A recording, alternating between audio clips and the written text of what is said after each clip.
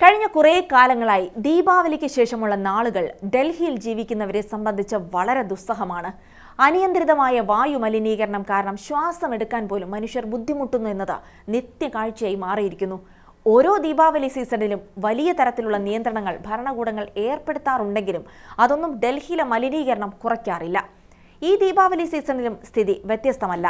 ഈ ഘട്ടത്തിൽ പറ്റാവുന്നവരോട് 6 ആഴ്ച മുതൽ 8 ആഴ്ച വരെയെങ്കിലും ഡൽഹിയിൽ നിന്ന് മാറി നിൽക്കുന്നത് നല്ലതായിരിക്കുമെന്ന് പറയുകയാണ് PSRI ഇൻസ്റ്റിറ്റ്യൂട്ട് ഓഫ് പൾമണറിയിലെ chief pulmonologist doctor Gopichand Gilnani. The Indian എക്സ്പ്രസിന് നൽകിയ അഭിമുഖത്തിലാണ് അദ്ദേഹം ഈ മുന്നറിയിപ്പ് നൽകിയിരിക്കുന്നത്. ഈ സമയത്ത് ഡൽഹിയിൽ തങ്ങുന്നത് ദീർഘകാലത്തേക്ക് ഗുരുതരമായ ശ്വാസകോശ രോഗങ്ങൾ വരുന്നതിന് കാരണമാകുമെന്നാണ് അദ്ദേഹം പറയുന്നത്. പൾമണോളജിസ്റ്റുകളുടെ റിപ്പോർട്ട് പ്രകാരം ഡൽഹിയിലെ വായു മലിനീകരണം എങ്ങനെയാണ് മനുഷ്യജീവന് ഭീഷണിയാകുന്നതെന്ന് നോക്കാം. സ്വാഗതം ഇൻഡെപ്തിലേക്ക്.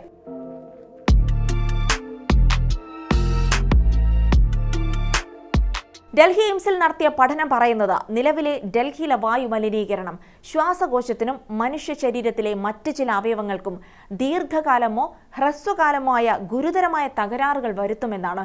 കുട്ടികളിൽ ശ്വാസകോശത്തിന്റെ വളർച്ച മുരടിക്കുന്നതിന് പോലും ഈ അവസ്ഥ കാരണമാകും. കുട്ടികളിൽ ആസ്മയുടെ തോത് ഈ സാഹചര്യത്തിൽ വളരെ കൂടുതലാണെന്നും മറ്റ് സംസ്ഥാനങ്ങളെ അപേക്ഷിച്ച് 5 മുതൽ 10% വരെ ഇത് കൂടുതലാണെന്നും എയിംസിലെ പഠനത്തിൽ പറയുന്നു. ഡൽഹിയിൽ മുൻകാലങ്ങളിൽ മുതിർന്നവരിൽ കണ്ടുവരുന്ന ക്രോണിക് ഒബ്സ്ട്രക്റ്റീവ് പൾമനറി ഡിസീസ് ബാധിച്ച 90 പേരുടെയും കാരണം പുകവലിയായിരുന്നു. എന്നാൽ ഇന്ന് ഈ അസുഖം ബാധിക്കുന്ന 50% പേർക്കും രോഗകാരണമായി കാണപ്പെടുന്നത് വീടിനകത്തോ പുറത്തോ ഉണ്ടാകുന്ന വായു മലിനീകരണമാണ്. മുൻകാലങ്ങളിൽ 80% ശ്വാസകോശ അർബുദങ്ങളുടെയും കാരണം പുകവലിയായിരുന്നുവെങ്കിൽ ഇന്ന് കാണപ്പെടുന്ന ശ്വാസകോശ അർബുദ രോഗികളിൽ 40% പുകവലിക്കാത്തവരാണ്. ഡൽഹിയിലെ ചെറുപ്പക്കാരിൽ ഈ മലിനീകരണം ശ്വാസകോശ അർബുദം വർദ്ധിക്കുന്നതിന് കാരണമാകുന്നുവെന്നും എയിംസിലെ പഠനത്തിൽ പറയുന്നു. ദീപാവലി കഴിഞ്ഞുള്ള 5 ദിവസത്തെ മാത്രം രോഗികളുടെ ഡേറ്റ പരിശോധിച്ചതിൽ നിന്ന് ഈ അവസ്ഥ എത്രത്തോളം ഗുരുതരമാണെന്ന് കണ്ടെത്തിയിട്ടുണ്ടെന്നും പൾമണോളജിസ്റ്റുകൾ പറയുന്നു. PSRI ഇൻസ്റ്റിറ്റ്യൂട്ട് ഓഫ് പൾമണറിയിലെ രോഗികളുടെ മാത്രം കാര്യമെടുത്താൽ ഇവിടെ വന്നിരുന്ന 50% ശ്വാസകോശ രോഗികളും സാധാരണ മരുന്ന് ഉപയോഗിച്ച് രോഗം നിയന്ത്രിച്ചു കൊണ്ടുപോകുന്നവരായിരുന്നു. അവർക്ക് ഓക്സിജൻ നൽകേണ്ട ആവശ്യമുണ്ടായിരുന്നില്ല. എന്നാൽ കഴിഞ്ഞ 5 ദിവസത്തിനുള്ളിൽ ഈ രോഗികളിൽ പലരുടെയും അസുഖം ഗുരുതരമായി. പലർക്കും ഓക്സിജൻ നൽകേണ്ടുന്ന സ്ഥിതിയുമുണ്ടായി. പലരെയും ICUവിൽ പ്രവേശിപ്പിക്കേണ്ട സ്ഥിതിയുണ്ടായതായും വിദഗ്ധർ പറയുന്നു. 2023 ചിക്കാഗോ സർവകലാശാല നടത്തിയ പഠനത്തിൽ ഡൽഹിയിൽ താമസിക്കുന്നവരുടെ ശരാശരി ആയുസ് 11.9 വർഷം കുറഞ്ഞതായി കണ്ടെത്തിയിരുന്നു. ഡൽഹിക്ക് പുറമെ നോയിഡ, ഗുഡ്ഗാവ്, ഫരീദാബാദ്, ഗാസിയാബാദ് എന്നിവിടങ്ങളിലെയും ജനങ്ങളുടെ ശരാശരി ആയുർദൈർഘ്യം വായു മലിനീകരണം കാരണം കുറഞ്ഞതായും കണ്ടെത്തി.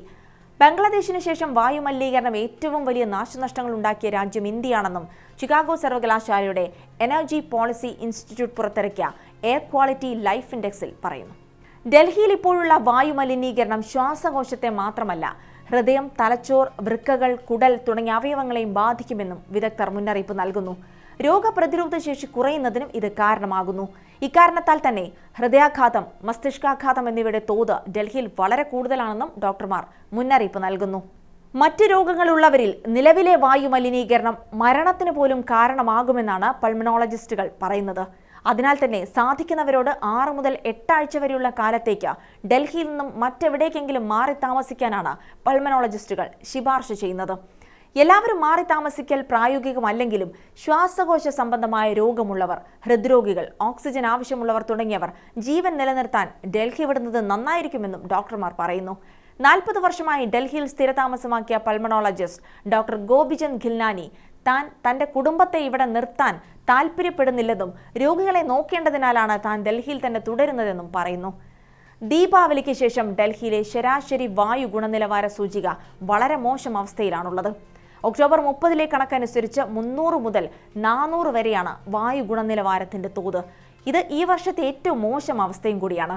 കഴിഞ്ഞ 10 ദിവസമായി ഡൽഹിയിലെ ആശുപത്രികളിൽ ശ്വാസകോശ സംബന്ധ രോഗങ്ങളുമായി ചികിത്സയ്ക്കെത്തുന്നവരുടെ എണ്ണം ക്രമാതീതമായി വർദ്ധിച്ചതായും റിപ്പോർട്ടുകൾ പറയുന്നു.